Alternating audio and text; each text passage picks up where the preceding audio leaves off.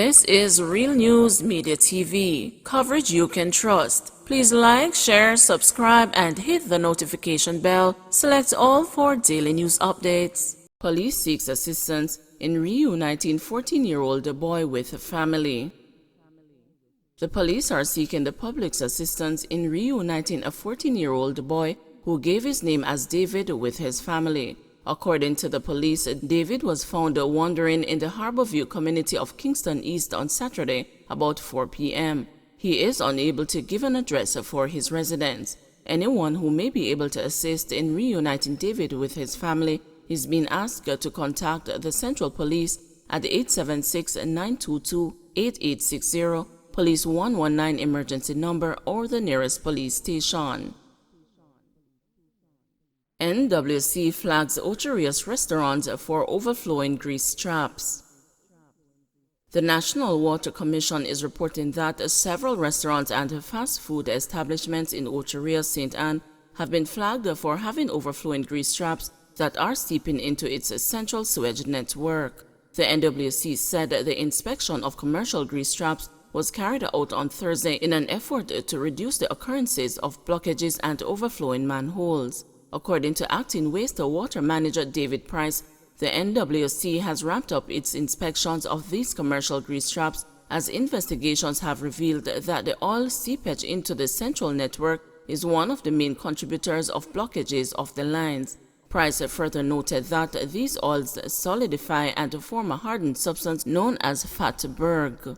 Fatberg narrows the diameter of the sewage pipes, and this not only leads to reduced flows, but it also adversely affects the treatment process of wastewater facilities.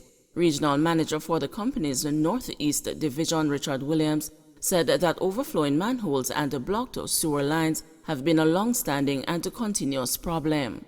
It was also noted by Williams that NWC continues to take the necessary step to combat improper disposal practices by strengthening its wastewater protocols. Williams warned that in the coming weeks, the company's wastewater teams will be more visible and vigilant as they carry out impromptu checks of commercial grease traps and the flushing of the sewer networks island-wide. Those proprietors who were visited on Thursday were warned and instructed to have their grease traps cleared within the next 2 weeks, as the wastewater teams will be carrying out follow-up checks. The NWC said businesses in Portland are on schedule to be inspected in the coming week. The Commission is reminding business owners that they should implement a cleaning schedule for their grease traps at least once per month. Millions down the drain. Court ruling could lead to Content Spring Golf Club not paying millions in outstanding property tax. Tax authorities will not be able to collect 4 years of property tax arrears owed by Content Spring Golf Club, amounting to millions of dollars, following a ruling by Jamaica's second highest court this week.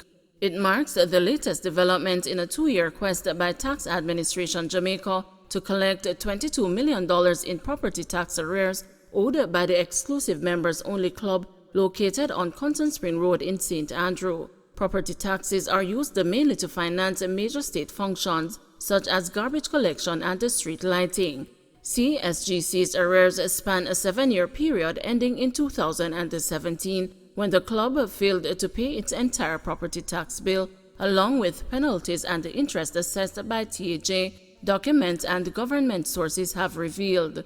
The Land Taxation Review Board, a state regulatory body, slashed the $22 million debt by just over 50% in September 2019, a month before CSGC was hauled before the court by TAJ.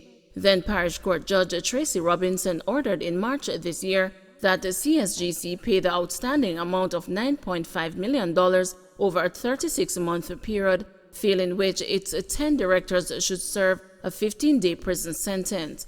But in a ruling handed down last Tuesday, a single judge of the Court of Appeal has barred TAJ from enforcing Robinson's order until September next year.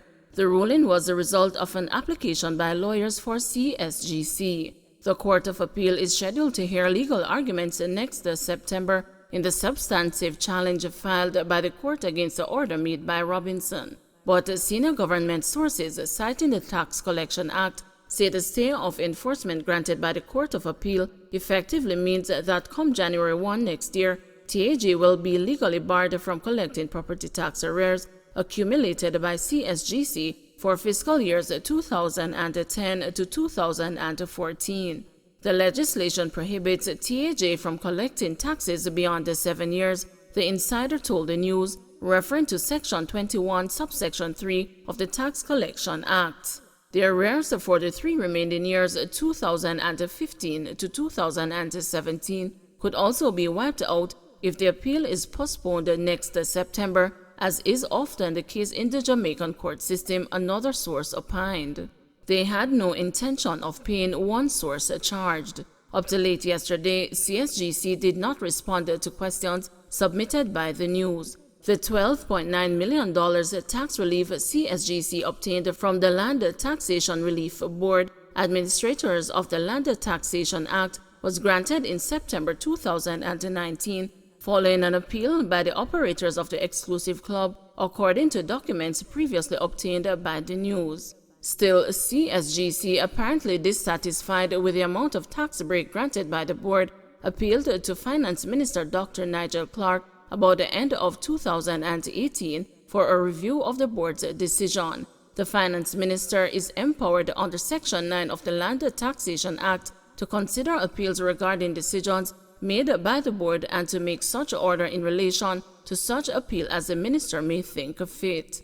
CSGC explained in an email to the news in April that the appeal to Clark was made because the 50% waiver granted by the board was unsustainable, having regard to the CSGC's specific circumstances. The club's general manager, Kervin Tucker, said at the time that based on the CSGC's finances, the 50% rate of waiver imposes significant hardship and threatens the closure of its operations. There was no word from the Finance Ministry on whether Clark had made a decision regarding the appeal, but a senior government source who did not want to be identified said the Finance Ministry has frowned at the CSGC's appeal, quietly expressing the view that the case did not warrant any further consideration beyond the board's ruling. Slain trainee policeman's family took a threat lightly. A man fingered in the death of trainee police constable Devon Brown of Williamsfield in Nagatown, Westmoreland, had threatened the student policeman's brother hours before the shooting, stating that he had not yet made any duppy for 2020 or 2021. The making of duppy is a common terminology used in the streets to describe the killing of persons. Brown, 25, was ambushed and shot from behind in his community by gunmen on Wednesday night. His killers reportedly fired a number of shots into his body while he lay lifeless on the ground. The man who made the threat is currently on the run. However, 2 of his alleged cronies are behind the bars. The killing is believed to have stemmed from an argument Brown's family and their neighbors had regarding a group of dogs that was reportedly constantly attacking their goats. The attack of the goats by the dogs caused problem in the day, and the youth who did the killing look for my next brother and say, him no make a 2020 or 2021 duppy yet, but we never take it serious, said Brown's brother Roy Cunningham. Distraught by the murder of his younger brother, who he said was a model citizen who gave no trouble in the community, Cunningham believes his sibling was killed because of mistaken identity. Him no give problem, him no make trouble, but him was wearing the same shirt I had on 2 nights before, he argued, explaining that he was not expecting his younger brother in the community that night, but he helped out a friend of theirs by transporting some bearings needed for a block-making machine. Cunningham, who lost another brother to the gun before, said he was inside his house when he heard a barrage of gunshots. I heard 3 first, and when I went to investigate, a bike rider told me he had just passed a man in the road suffering from gunshot wounds, he said. Brown was shot by the perpetrators from behind, and when he fell on the ground, they went over his body and finished the job, his brother noted. Cunningham is not convinced that the state of public emergency will place a dent on crime in his parish of Westmoreland because men walk through the bush instead of driving through the checkpoints. According to him, everyone knows who killed his brother. Police reports are that Brown, who recently enrolled and was in training to join the police force and was assigned to the Manchester Police Division on internship, went to purchase food at a shop when he was shot. Their investigations reveal that Brown's brothers and some men known as Starter War and Denari Richards, otherwise known as Jago from the area, were embroiled in a dispute that may have led to the trainee policeman's death. Don't forget to like, share, subscribe, and hit the notification bell. Select all for daily news updates.